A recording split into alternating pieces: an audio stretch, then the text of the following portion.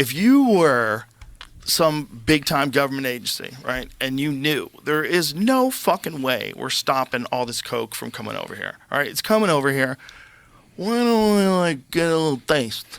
Why don't we get a little taste? If you're in the DEA and just constantly busting scumbags with giant bags of meth and you're like, you know what, man? How about we just fucking sell some of this shit? How about we just sell some of it and use the money like to fund the Contras versus the Sandinistas in Nicaragua?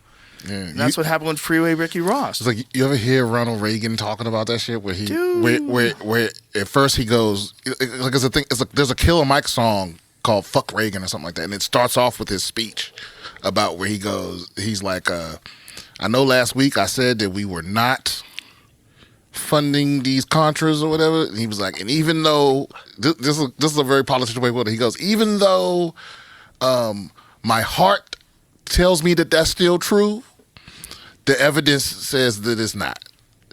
So instead of being like, I lied, he was like, my heart tells me that this isn't true. How much do you think they tell the president?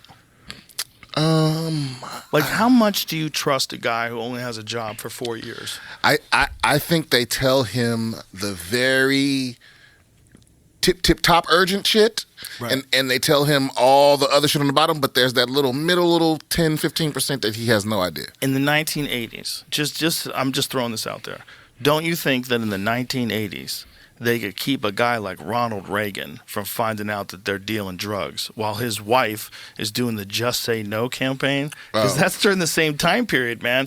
During the Just Say No campaign, Ronald Reagan was responsible, because he was the president, whether or not he knew about it.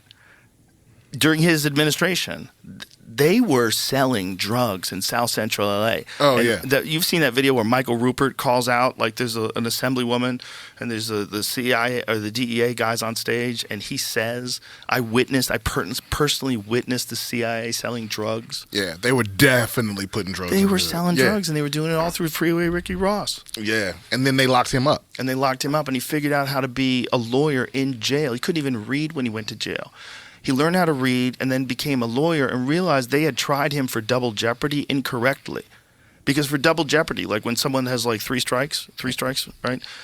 Not double jeopardy, 3 strikes. So when someone does that, it's supposed to be like 3 separate times. It's not like 3 different things that you charge them for at once. Right. And for his second arrest, they had used that, but they used it incorrectly. I hope I'm not fucking that up. So did he get out? Yes. Oh, okay. Yes, he got out. And his story's insane.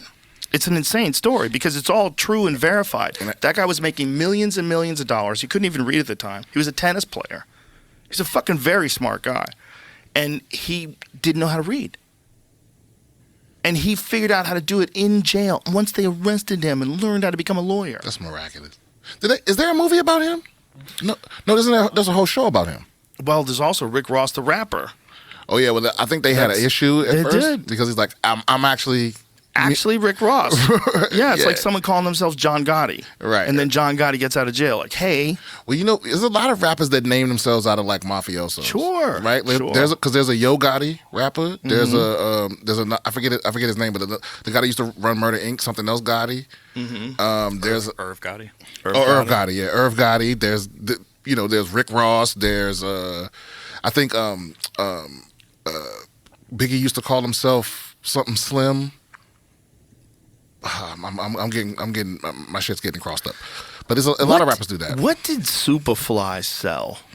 Was Superfly a drug dealer in that movie? I think he sold pussy. That sounds like a pimp. Was that what he was? I don't believe.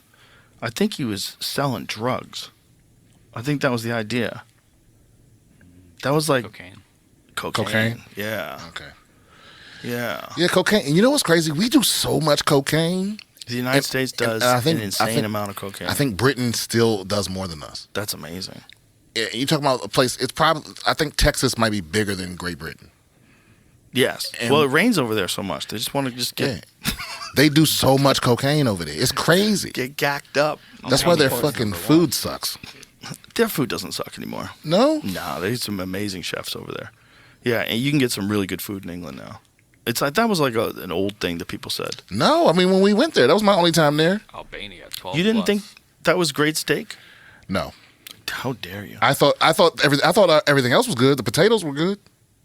England and Wales. Albania is number 1? Annual prevalence percentage, which I'm not exactly Whoa, sure. So 5.9% That's like per of the capita. people do Over the age of 12, which is unique to that list. over they're What is doing it? coke at the age of That's 12. a crazy way to measure. How Oh you my find, God. How you find out that 12 That's year olds? Rose's people.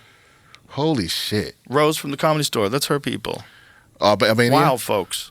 Holy shit. Albanians. 6% do That's cocaine? wild. Let me see the list again. I'm trying to find a better one to see. If That one's fun. Well, I just lost it. That one's a good one. If they broke it down by city, it would be a whole other thing. Right. Yeah, because some cities are like Miami would fucking Oh, yeah. dominate the country in Miami, the cocaine Olympics. Los Angeles. Miami, though, would really. I mean, that city was built on cocaine. Wow, look at that. So the United States is only number 3. We got to do better. But what we is got to the do better. All the coke's coming into this country, and we can't get into number 1. But what is the prevalent? What does prevalent annual prevalence mean? Though? Probably per year. How many times do you do coke? At least once a year, and it looks like. Is that? Am I reading that correctly? It's the percentage of the youth and adult population who have consumed the drug at least once in the past year. Okay. Yeah. So it's 2.9 for America. Yeah. Yeah. Yeah, and that's just all the people that are telling the truth. Yeah. A lot of people are lying. Yeah, Probably more than. and And how many of those people that aren't lying are on Adderall? because it feels like more than 4%. A lot of people are doing it. I feel like whenever I'm in a room and cocaine comes up, Yeah. because I don't do cocaine, but I am always in the minority. Like most of the people are like, oh yeah, I'll do something. You know, I've never done coke. well, it doesn't affect me. I've never even tried it. And at first I thought like maybe I was doing it wrong or I did the wrong kind. And people would constantly try to convince me, but I looked at there's a theory that kids that were on Ritalin don't have the same cocaine doesn't have the same effect on them. Oh, interesting. Yeah. Well, that makes sense. You probably have a tolerance for speed.